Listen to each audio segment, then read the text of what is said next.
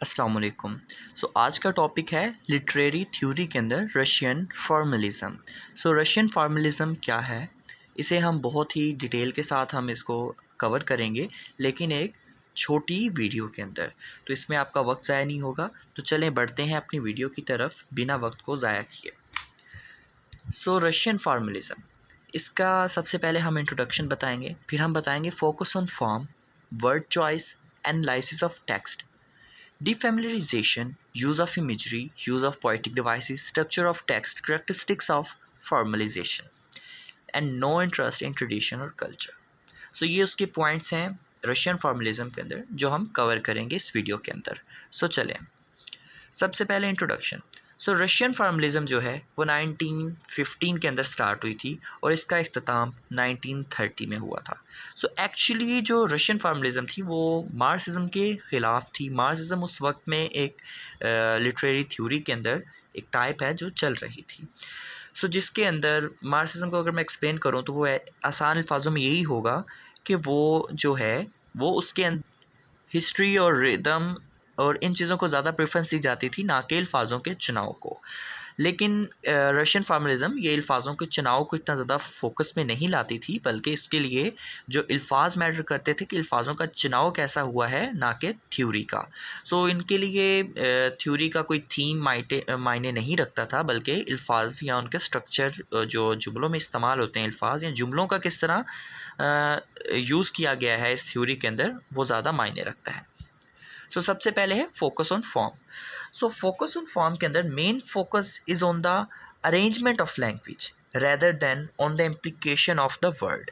इसके अंदर सिंपली बताया गया है कि आपने जो सबसे ज़्यादा फोकस होगा वो आपकी लैंग्वेज के ऊपर होगा, कि आप इसके अंदर कोड स्विचिंग नहीं कर रहे, कोई दूसरी लैंग्वेज यूज़ नहीं कर रहे, आपने उस लैंग्वेज के अल्फाज कौन से इस्तेमाल किए हैं, उम्दा अल्फाज इस्तेमाल करने होंगे और किस तरह आपने उन अल्फाजों का चुनाव किया है, ना कि उन अल्फाजों को किस तरह आपने लिखा है। ये नहीं होगा कि आपने किस बारे में लिख रहे हैं, ये नहीं इसके अंदर डिटेल में माना जाता। नेक्स्ट है द वर्ड चॉइस। इसके अंदर जैसे कि आप देख सकते हैं, they prioritise the word instead of theme in the theory. वो अल्फाजों को ज़्यादा अहमियत देते हैं, ना कि थ्योरी को।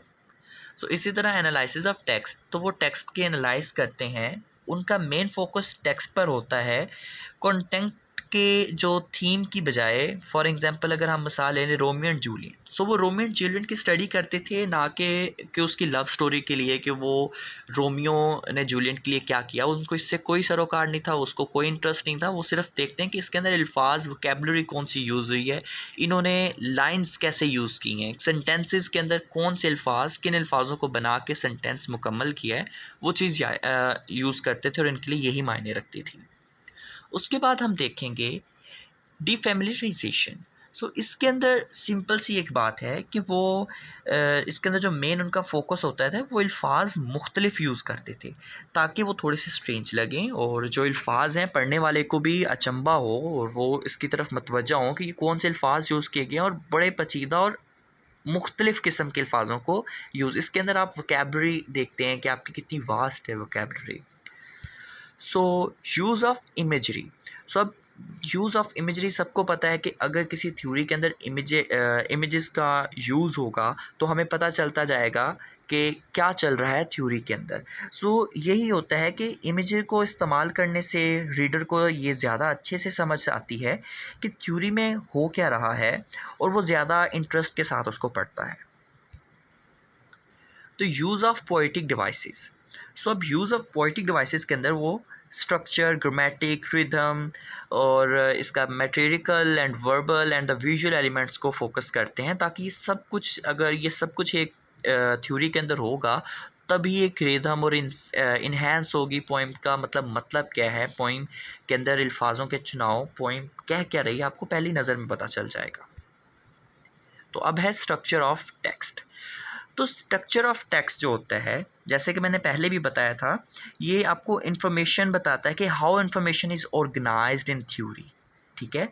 और भी ज़्यादा आसानी से पढ़ने वाले को समझ में आ जाता है कि इसके अंदर क्या लिखा गया। अगर ऑर्गेनाइज नहीं होगी बात जो है, वो अल्फाज ऑर्गेनाइज नहीं होंगे, इन्फॉर्मेशन ऑर्गेनाइज नहीं होगी, ठीक है। फॉर एग्ज़ाम्पल इसकी मिसाल दे सकता हूँ, जैसे कि आपने अगर किसी के बारे में बताना है, पोइट के बारे में, तो आप उसका पहले आप बताएंगे कि वो पैदा कब हुआ, उसकी डेथ कब हुई, उसने तालीम कहाँ से हासिल की, उसके बाद उसकी एज के मरहलों में। आप नहीं बता सकते कि आप शुरू उसकी एज से कर रहे हैं और फिर आप बीच में उसकी 40 ईयर्स की आप बात बताओगे, फिर आप 15 की बताओगे, नहीं, आप एक रिदम के साथ चलोगे। तो इसके अंदर भी उसी चीज़ को स्टडी किया जाता है। सो अब देखें कि इसके characteristics of formalisation.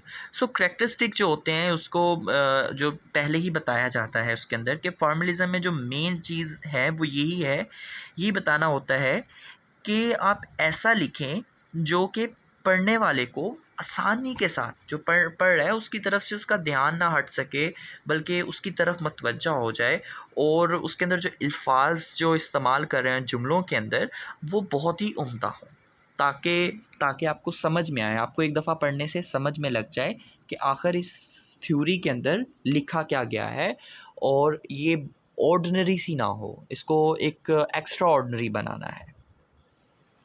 No interest in traditions and culture.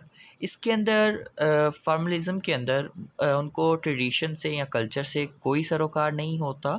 वो सिर्फ साइंटिफिक मेथड की उसकी स्टडी करते हैं कि पोइट्री के अंदर क्या क्या चीज़ें यूज़ की। जैसे मैंने आपको पहले बताया कि वो रिदम उसकी देख रहे होते हैं, उसके अंदर ग्रामेटिक चीज़ें देखते हैं, उनको ग्रामर से सरोकार है, ना कि उसके थीम से।